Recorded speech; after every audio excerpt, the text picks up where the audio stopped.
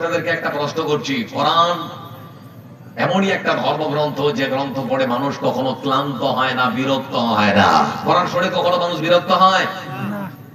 প্রত্যেক নামাজের শুরুতে সূরা ফাতিহা আছে না রে? কথা বলেন, আছে না রে?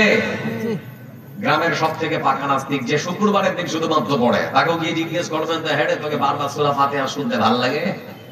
ও বলবে যে হ্যাঁ ভালো লাগে, আমাকে খারাপ লাগে না। মানে আশ্চর্য একটা ধর্মগ্রন্থ বন্ধু আমার।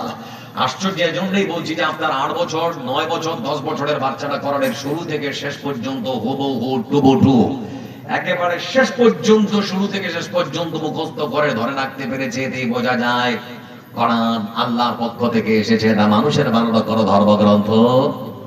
কথা বলে ধর্মগ্রন্থ নয়। আর একটা কথা বলছি বন্ধু আমার, আচ্ছা বলুন, একটা মানুষ গান গাইতে গাইতে মৃত্যুবরণ করলো, আর একটা মানুষ কোরআন পড়তে পড়তে মৃত্যুবরণ করলো, এ দুটো মৃত্যু আল্লাহর কাছে কি কখনো সমান হবে? কথা কহেন না যে সমান হবে না।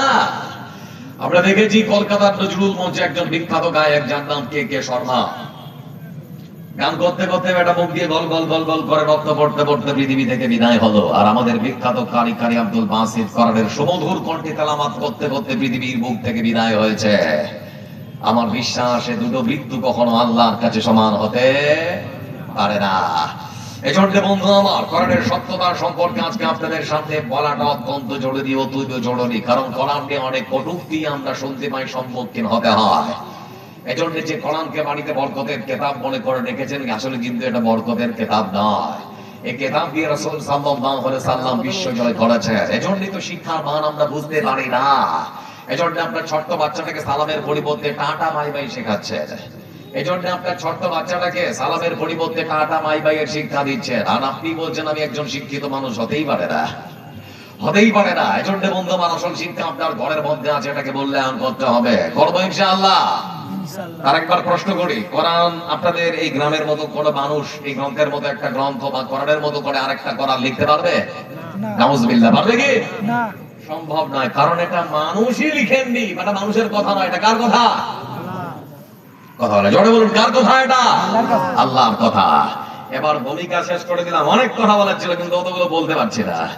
এবার ভূমিকা শেষ করে যে ভূমিকাতে কথাগুলো বললাম, ও কথাগুলো আসবে কোরআনের সত্যতা সম্পর্কে। আজকে টপিক বিশ্ব মানবতার ভক্তির জন্য মহাগ্রন্থ আল কোরআন।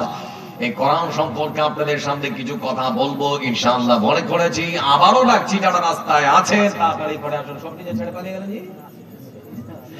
মহান সত্য আল্লাহ রাব্বুল আলামিন তিনি বলেন, تنزيلا ممن خلق الأرض والسماوات العلى। এ কোরআন নাযিল করেছেন সে আল্লাহ রাব্বুল আলামিন, যিনি ওই সুউচ্চ আকাশ আর জমিনের সৃষ্টিকর্তা। আকাশ আর জমিনের মালিক যে মহান সত্তা আল্লাহ রাব্বুল আলামিন, সে আল্লাহর পক্ষ থেকে বিশ্বের মানুষের মুক্তির জন্য পৃথিবীতে এসেছি। তাহলে কোরআন কার পক্ষ থেকে এসেছে? আর একটু করে কথা বললে আমাকে খুব ভালো লাগবে। আমি খালি বলবো, আপনারা একটু বলবেন না। কোরআন কার পক্ষ থেকে এসেছে? এমনই একখানা ধর্মগ্রন্থ বন্ধু আমার, বিশাল বড় একখানা ধর্মগ্রন্থ। আপনাদের গ্রামের মানুষেরা যখন এই ধর্মগ্রন্থ সকালবেলা ফজরের নামাজ পড়ার পর হাতের মধ্যে দিয়েছে, মনের মধ্যে সংশয় সন্দেহ এসেছে, এত বড় একখানা ধর্মগ্রন্থ, এটাকে পড়বো, মনের মধ্যে চিন্তা ভাবনা এসেছে, ভুল থাকলে থাকতেও পারে। আপনাদের কি মনে হয় ভুল আছে তা নাকি? কোরআন কারীমের ভাষা আল্লাহ রাব্বুল আলামিন তিনি সুন্দর করে বলেন, তানজিলুল কিতাবি লা রাইবা ফীহি মির রাব্বিল আলামিন। বিশ্ব মানবতার মুক্তির জন্য আমি মহান সত্য আল্লাহ রাব্বুল আলামিন আমার পক্ষ থেকে যে কোরআন কারীমকে প্রেরণ করেছি, পৃথিবীর মুসলমান, পৃথিবীর মানুষেরা তোমরা শুনে নাও ভালো করে। এই কোরআন কারীমের মধ্যে কিঞ্চিত পরিমাণ কোন ভুল, কোন সন্দেহ, কোন সংশয়, কোন সম্ভাবনা থাকতে পারে না। সুবহানাল্লাহ করিবেন না?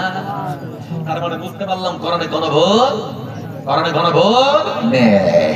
তারপরেও বন্ধু আমার, পৃথিবীর বুকে এমন কিছু দুশ্মন আছে কোরআনের, যারা অনবরত কোরআনে কারিমের নামে নানান রকমের কটূক্তি করে যায়, কোরআনে কারিমের নামে কালিমা লিপ্ত করার জন্য নানান রকম মন্তব্য করে। এরকম মানুষ আছে না?